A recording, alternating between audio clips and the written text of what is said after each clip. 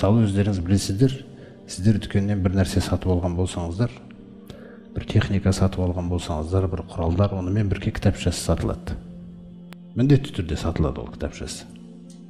Егер адам, соны жасаған адам өз затын құрметтеген болса. Сосын ол нәрсенің бір нәрсесі істемей қалған кезде, сол кітап арқылы түзеледі ол. Ол кітап жоқ болса, онда ол кітапты іздеу керек. Немесе тисе терекке, тимесе бұтаққа қаласың. Болды, ол мүлде істемей қалады. Сондықтан кез келген нәрсе осы дүниедегі сіз үшін жаралған бір нәрселер, уақытша нәрселер, сондай кітапқа мұқтаж болып тұрса, қараңыздар, оның дұрыс жұмыс жасауы, онда сіз Алла Тағаланың босқа жаратпаған адамы, сіз қалай кітапсыз жүресіз? Адам тек қана денсаулығы тұрғысынан ауырмайды. Адам күмәнді нәрселермен де ауырады.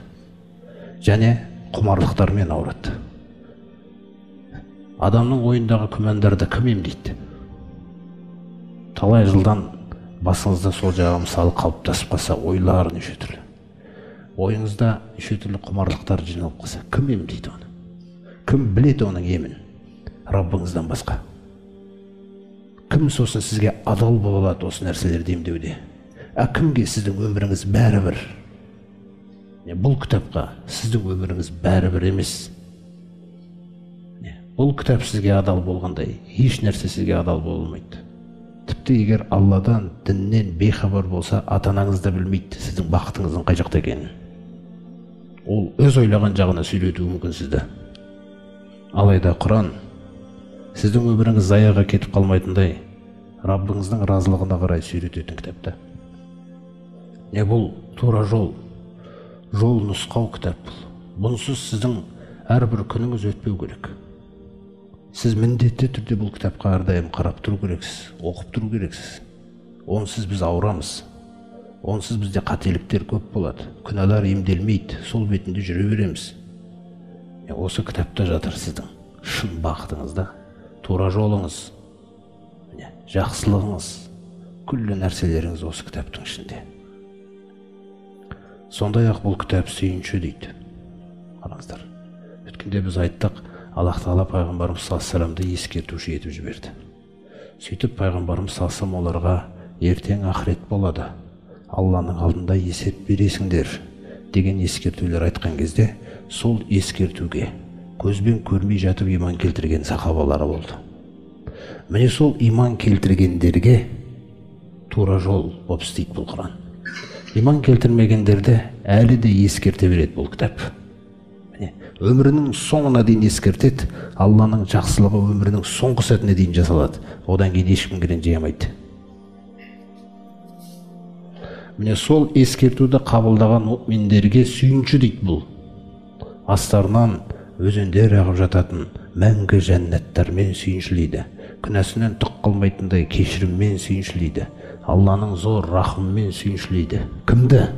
Иман келтіргендерге деп отыр Алла Тағала. Иман келтіргендерге тура жол және де сүйінші ретінде түсірдік дейді бұл кітапты. Бұл кітап сізді қуантса, бұл шын қуантады. Ал басқа мына дүниеде біреу қуантса, кім біледі оны? Ол бір дүние мақсатта қуантып жатыр, бірақ ол қуантудың артында Алланың разылығы бар ма сізге? Ол алдамшы.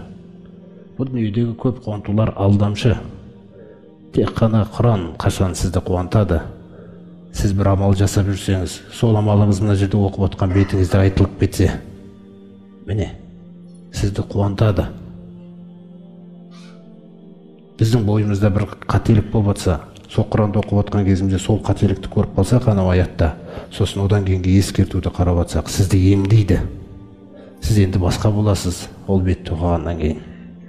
Осы кітап әрі тура жол, әрі сүйінші, сондай-ақ басқа бір аяттарында айтқандай мауғизатан, ол уағыз ретінде түсірілген.